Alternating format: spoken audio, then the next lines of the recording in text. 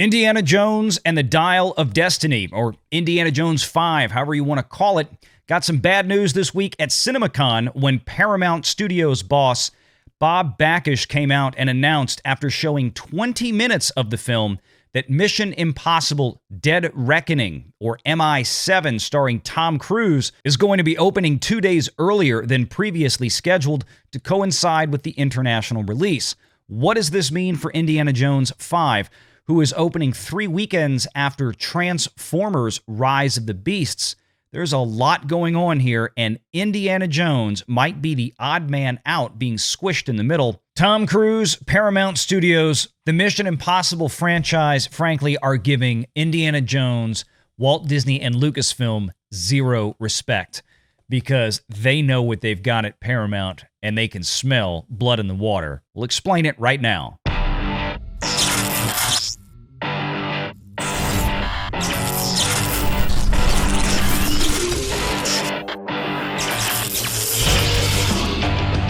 Renegade Online.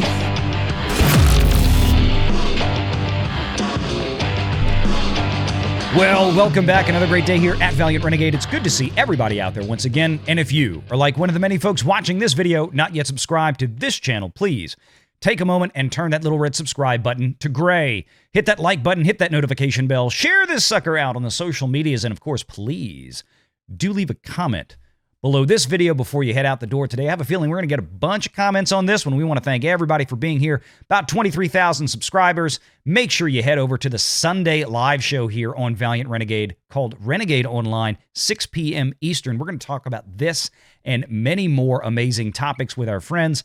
But let's get right into this one. From Deadline Magazine, Mission Impossible Dead Reckoning Part 1 domestic release moves up 2 days. CinemaCon gets the second trailer for the film and a 20-minute exclusive piece of extended footage. The wait just got a bit shorter for audiences to see Tom Cruise back in action as Ethan Hunt, with Paramount Skydance's highly anticipated Mission Impossible Dead Reckoning Part 1 now set for domestic release on July 12th rather than July 14th. That puts it in step with the start of the international rollout and is a move designed to take advantage of early summer play. Now, the major summer blockbuster schedule looks like this within that 30-day window.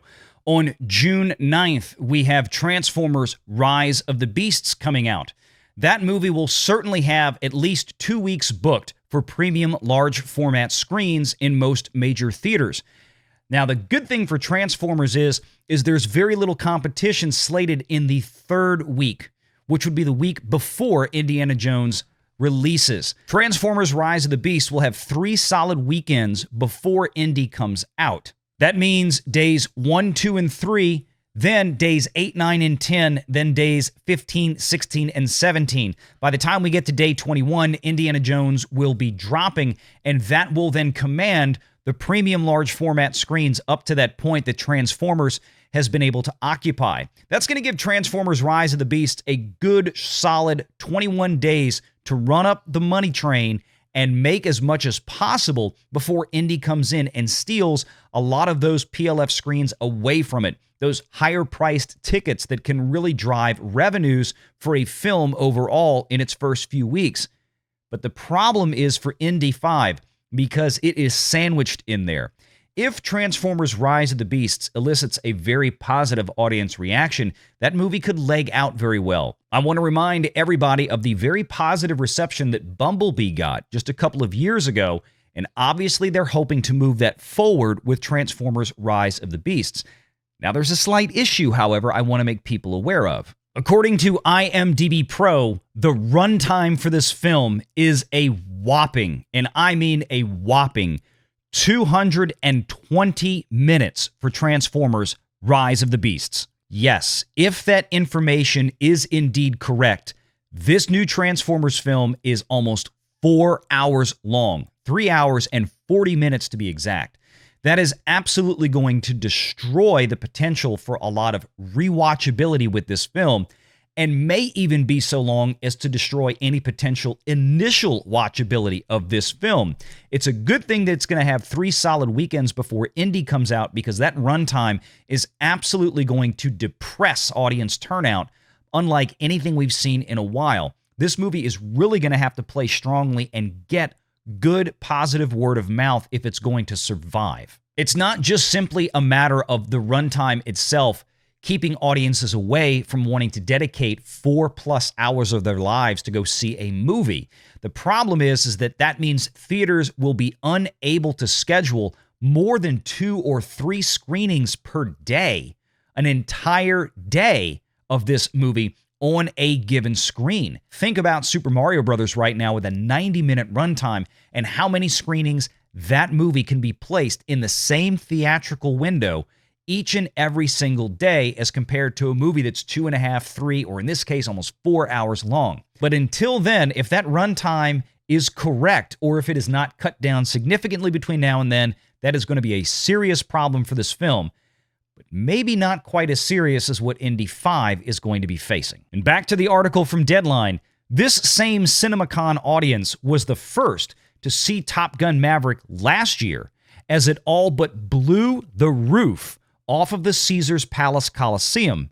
And as someone said to me the other day, Dead Reckoning may just act like a spiritual successor to that movie. In other words, it's going to be huge. And that's something that we've talked about here on Valiant Renegade for quite some time.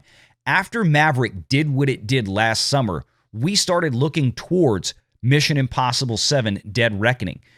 The exuberance that followed Tom Cruise's performance in that film as Maverick is almost certainly going to carry over into this film this year.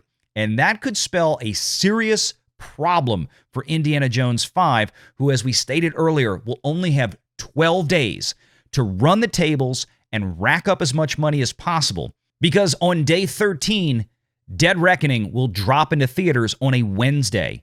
And then by day 15, the third Friday that Indiana Jones would have been out, Dead Reckoning will storm into theaters, probably adding another 1,000 screens from its opening on Wednesday. And a lot of those are going to be premium large format screens, the higher priced screens that people pay a lot more money to go see a movie on because of the experience.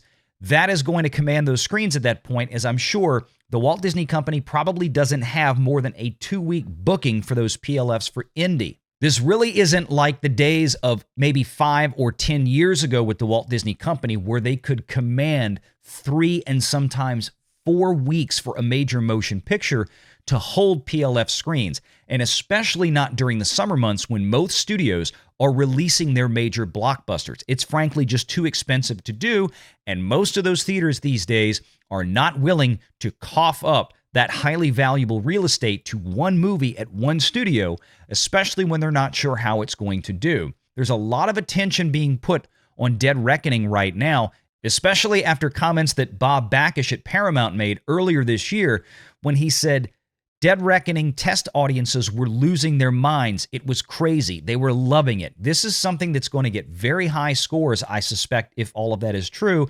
And as we know, Tom Cruise is very, very dedicated towards making movies for the fans, as he says, making them for the audience. I think that Dead Reckoning is going to be a wall-to-wall, action-packed monster. Now, all of this will be largely contingent upon audience reactions to Indiana Jones 5.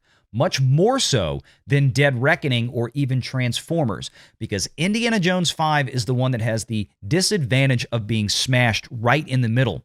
And they don't have 3 weekends like Transformers does before Dead Reckoning comes out. They've only got 2. If Indiana Jones and the Dial of Destiny fails to leg out following its opening weekend, that is going to be a big problem because it has no time to recover past then. Sure, it'll still linger in theaters for a month or 2 afterwards, depending on how quickly Disney wants to get that property onto Disney+. But the revenues are going to trail off sharply once Dead Reckoning comes out. Super Mario Bros. Right now has the advantage of being the only big thing in theaters, and it also had the advantage of having hugely positive hype coming into the movie, and especially even more so after it opened. We don't know yet if Indy 5 is going to get there, but if early signs are any indication of where this film is going, it just doesn't seem to have the level of interest out there in the general public that it really needs, especially to get over the hurdle of what is probably going to be a $300 million final production budget on this movie before Disney spends a dime to market it, which is easily going to cost another $150 at that point. And let's not forget that demographically speaking, Indiana Jones and the Dial of Destiny is probably going to look very similarly in terms of its audience component to that of Mission Impossible Dead Reckoning Part 1. Think of what we talked about last year with Top Gun Maverick. Audiences for that film tended to skew older. It was a lot of walk-up traffic and repeat traffic. I suspect that the demo group for Indy 5 is going to be of that same group. The question is their exuberance to go to the theater going to be as energetic as it was for Maverick? I'm not so sure yet, but those very same people already have a built-in, gotta go see it attitude by and large to see Tom Cruise again with Dead Reckoning. That's something that Indy doesn't really have going for it right now, even though Harrison Ford himself is a big draw. And of course, a lot of that can be blamed on the last Indiana Jones movie that came out, Kingdom of the Crystal Skull, now about 10 years ago, which was very poorly received by most audiences. Probably left a bad taste in folks' mouths, and they may be a little bit more tepid to go see this new Indy film, whereas the last thing these same people just saw Tom Cruise in definitely has them wanting to go back for more. And then, of course, there's nothing really all that big coming after Dead Reckoning for the rest of the summer, by and large. Remember, Disney just removed The Marvels from the summer slate and pushed it back to November. I don't see Haunted Mansion giving Dead Reckoning any problem at all. Now, Mission Impossible Dead Reckoning is not a cheap endeavor. In fact, it may wind up being over $300 million as well. In fact, I'm almost sure of it at this point. That production went through absolute hell and back, being shut down more than half a dozen times as it was filming during the pandemic lockdowns, all the additional restrictions, the half a dozen different locations and countries that filmed in, that made it a big problem. But the advantage here is that this is a Tom Cruise and Skydance production that is going to elicit probably a lot of good fan reaction, a lot of repeat viewing, and most importantly, a respect for the theatrical window and the post-theatrical window in terms of premium video on demand, physical media sales, and then finally to a streaming system. And because it's a Skydance production, they're going to reap the benefits of all of those layers of additional money, whereas Indiana Jones 5 is likely to get maybe a few weeks of dedicated PVOD,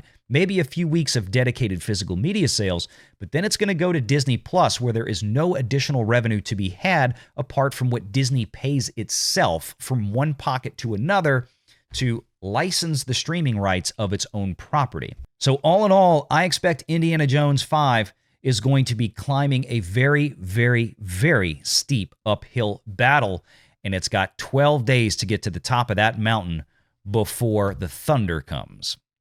Let me know what your thoughts are in the comments below. Good to see everybody out there. Make sure we see you on the Sunday live show. And until next time, take care.